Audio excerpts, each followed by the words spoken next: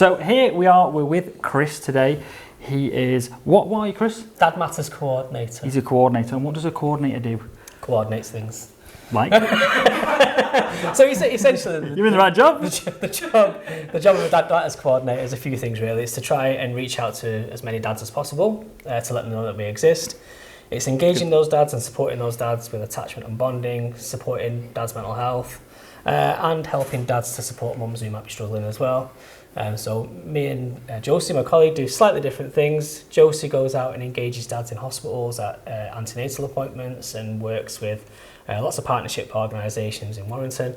And I support dads on a one-to-one basis who might be struggling a little bit. Very nice, very nice. And is it single parent dads, or is it dads in relationships still, or anybody who identifies as a dad?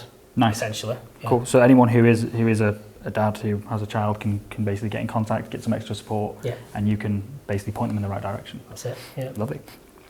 So tell us a little bit about Dad Matters and why you got involved specifically.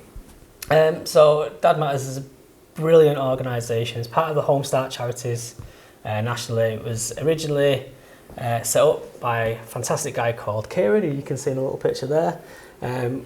Essentially what we try to do is to support dads to become dads and be the best dads they possibly can be. So the role of dads has changed a lot over the decades really. There's a lot of new expectations on dads. Becoming a dad can be a real challenge, and we try and help dads through that. One of the reasons I'm involved in it really is, one, I've got a real interest in men and men's mental health and supporting men, but also I'm a dad myself, and I know that when I became a dad it was a time when I struggled the most with my own mental health and emotional well-being really, so it would have been fantastic to have a Dad Matters there for me really.